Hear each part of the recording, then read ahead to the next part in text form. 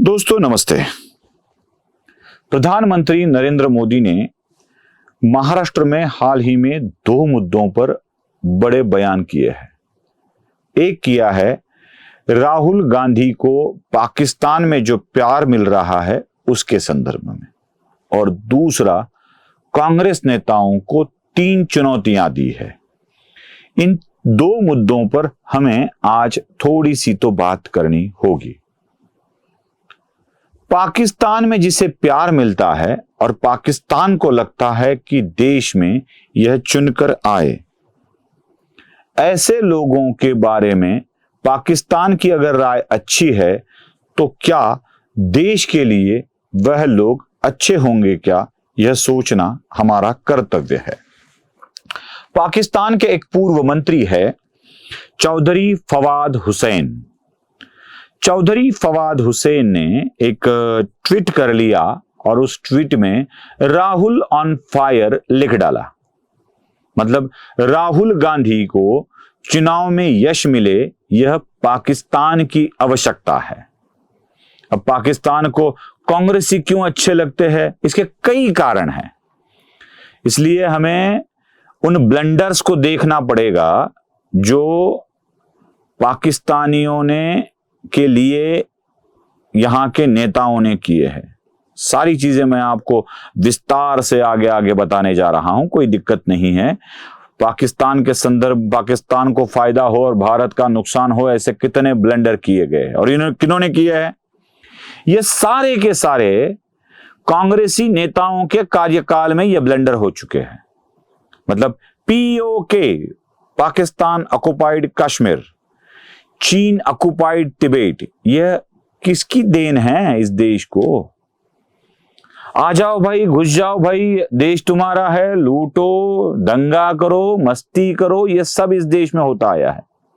मैं फिर से एक बार बता रहा हूं, मुंबई के धमाके, अहमदाबाद का बम विस्फोट या दिल्ली में हुए विस्फोट, संसद पर हुआ हमला, अफजल गुरु जैसे आतंकियों को मिली रिहायत, या आतंकियों के लिए याकूब मेमन जैसे आतंकियों के लिए सुप्रीम कोर्ट का दरवाजा देर रात खटखटाने वाले लोग, ये सब वही है जो पाकिस्तान के कारनामों को देश में होने देना चाहते हैं।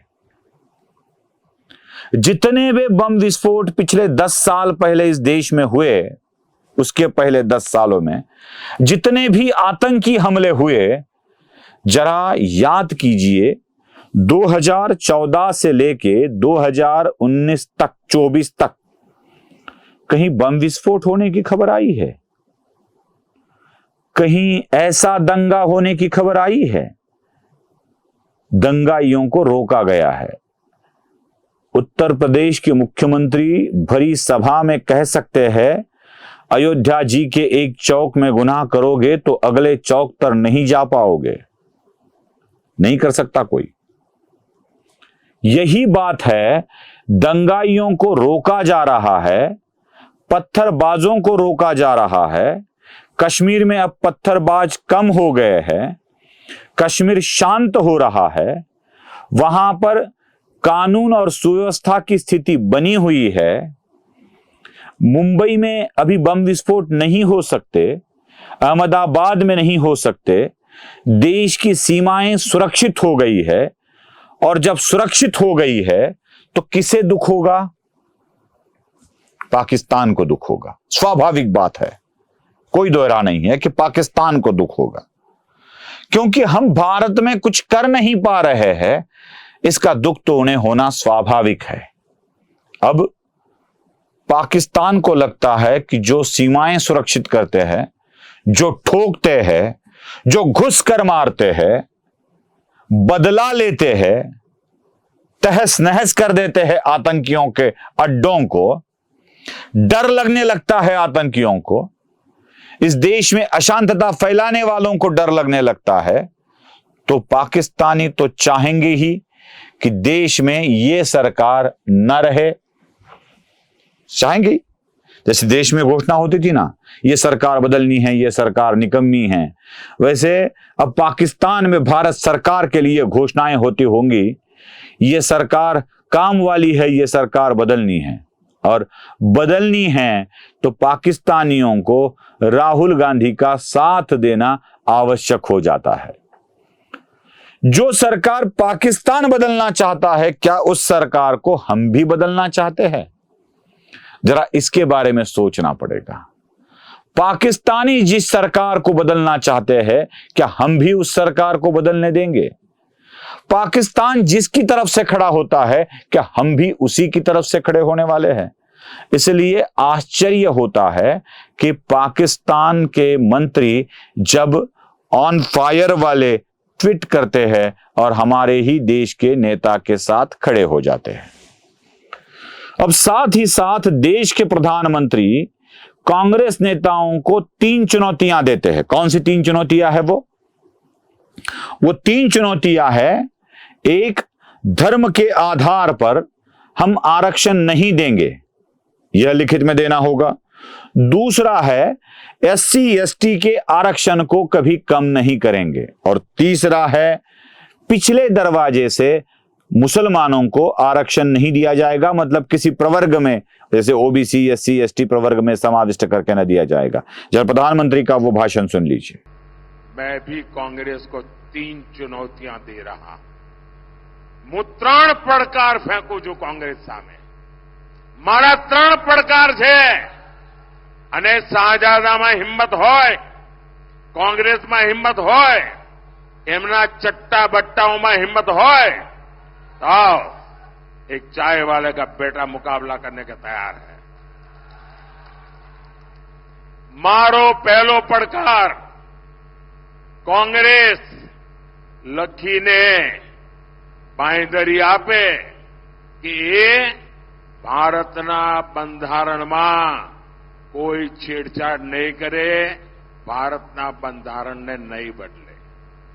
कांग्रेस લખીને આપે, બાંયધરી આપે કે બાબા સાહેબ આંબેડકરે જે આરક્ષણ આપેલ છે એને ધર્મના આધાર પર દલિતો, આદિવાસીઓ પાસેથી લૂંટીને, બક્ષીપંચ પાસેથી લૂંટીને મુસલમાનોને આરક્ષણ નહીં આપે।